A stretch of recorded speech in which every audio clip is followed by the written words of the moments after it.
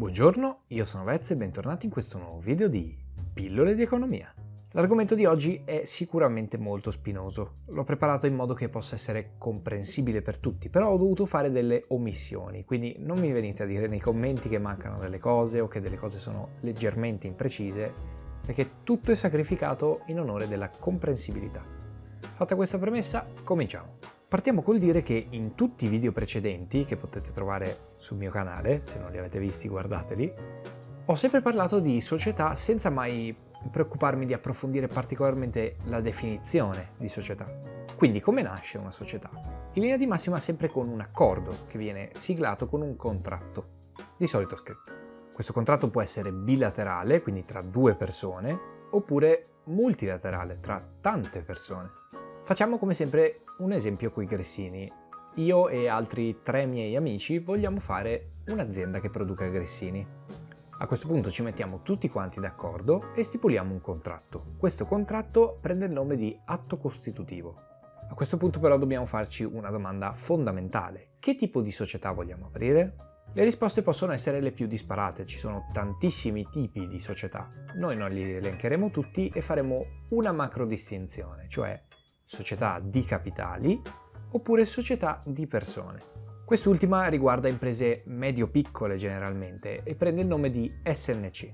Le SNC, società in nome collettivo, sono un tipo di società di persone. Ne esistono altri ma non li elenchiamo. E quindi quali sono le caratteristiche di questo modello? La caratteristica principale e sicuramente la più interessante è la seguente.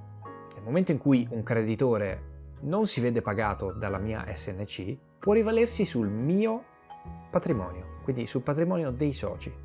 Quindi, grazie all'esempio di prima, ora sono socio di una SNC che produce grissini. Siamo andati a comprare 5 kg di farina. La SNC non aveva abbastanza soldi. Il produttore della farina chiede a me i soldi. A me e agli altri soci, ovviamente, ci mancherebbe.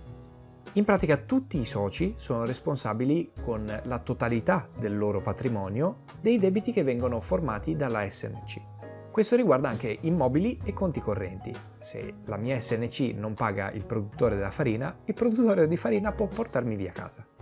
Attenzione però a un piccolo dettaglio. Il produttore di farina con la quale la mia SNC ha un debito non può venire a chiedere a me di saldare questo debito se prima non lo ha chiesto alla SNC. Perché se la SNC ha abbastanza fondi per pagare, io non gli devo niente. Questo aspetto è noto come beneficio della preventiva escussione. Può sembrare difficile, ma come vi ho appena spiegato, è facilissimo. In pratica chi deve ricevere soldi dalla società, prima va a chiederli alla società e poi ai soci. Questa era la caratteristica più importante, ce ne sono un sacco di altre, però mi interessa che voi capiate questa in questo video.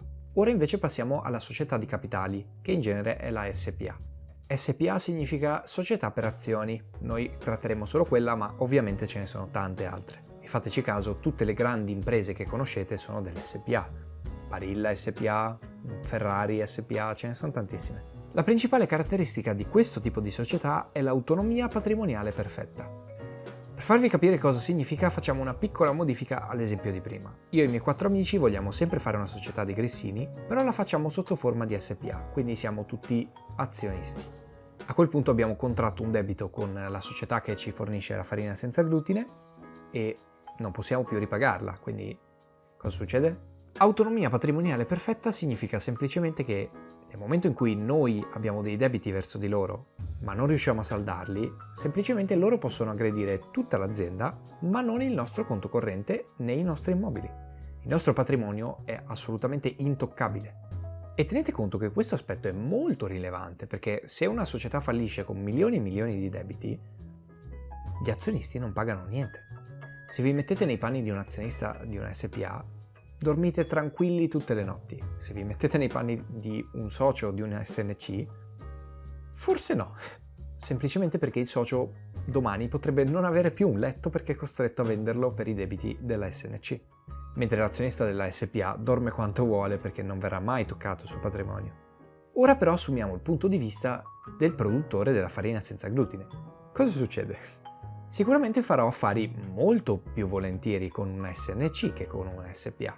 E questo semplicemente perché se vado a fare affari con una SNC È molto difficile che non abbia i soldi per pagarmi né la SNC né tutti i soci, mentre se concludo un affare con una SPA non sono così tranquillo, perché tranquillamente loro potrebbero fallire e non ripagarmi mai più. Bene, ora che abbiamo assunto i punti di vista di tutti quanti, possiamo concludere il video. So che è un video molto complesso, ho provato a spiegarvelo nella maniera più semplice possibile e elencando una sola caratteristica di sole 2 tipologie di società, perciò in futuro arriveranno altri video riguardo altre caratteristiche e altri tipi di società. Rimanete connessi, soprattutto attivando la campanellina così ricevete le notifiche quando escono i video. Bene, per questo video è tutto, io vi invito a lasciare un like se vi è piaciuto, commentare, condividere, iscrivervi, attivare la campanellina, ma soprattutto, come sempre, andate a vedere nei riquadri che appariranno tra poco gli altri video, sono molto belli.